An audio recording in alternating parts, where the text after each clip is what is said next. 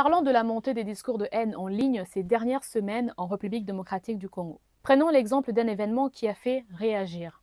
La participation massive des habitants de Goma au meeting organisé par le rebelle de l'Alliance Fleuve Congo M23 au Stade de l'Unité le 6 février. Pour rappel, cette ville est passée sous le contrôle des combattants de l'AFC M23 et de l'armée rwandaise leur allié depuis fin janvier. Sur les vidéos qui ont rapidement circulé sur les réseaux sociaux, on voit Corneille Nangaa, le leader de ce mouvement politico-militaire, scander le nom du président Félix Tshisekedi et la foule lui rétorquait avec des insultes en direction du dirigeant congolais. Ce moment a déclenché une vague de réactions explosives sur les réseaux sociaux. De nombreux internautes ont accusé les habitants de Goma d'être des collabos, les traitant de traîtres et de lâches qui ne méritaient pas qu'on s'inquiète pour eux. Des mots assez durs, vous ne trouvez pas ?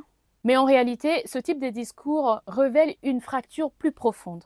Beaucoup ont considéré la réaction de Gomatracien comme une adhésion aux rebelles. Pour mieux comprendre cette réaction, nous avons interrogé Trésor Kibangula, directeur du pôle politique à Ebouteli, l'Institut congolais de recherche sur la politique, la gouvernance et la violence. Selon lui, la persistance de ce discours de haine représente un réel danger pour la cohésion sociale en République démocratique du Congo. D'un côté, il y a la lecture des gens qui sont loin de ce qui se passe à Goma, donc la lecture de gens qui habitent par exemple Kinshasa, qui a un prisme plutôt nationaliste, qui trouverait pas normal ces images-là.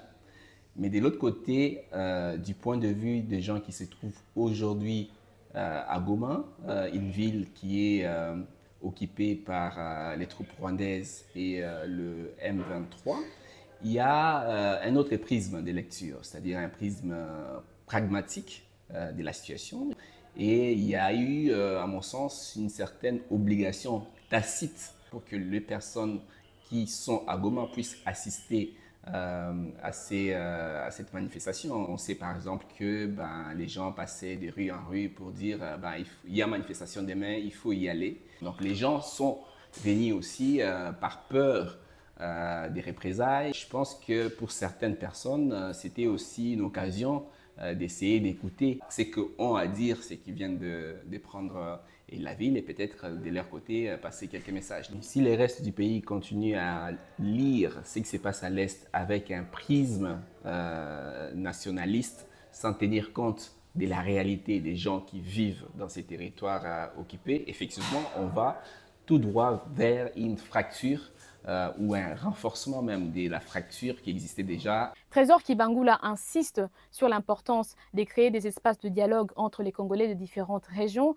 afin de mieux comprendre ce qui se passe dans l'Est du pays et ainsi renforcer l'unité nationale. Il faut qu'on puisse avoir d'espace où les Congolais peuvent s'exprimer et avoir un autre son de cloche de ce qui se passe à l'Est pour que les deux narratifs puissent être confrontés. Donc c'est très important qu'on puisse ouvrir les débats à ce niveau-là. Du point de vue institutionnel, aujourd'hui, je pense qu'il faut encourager, créer ces espaces, ces mécanismes qui cherchent à mettre les Congolais autour de la table. Tu l'as compris, les discours de haine sont une menace réelle.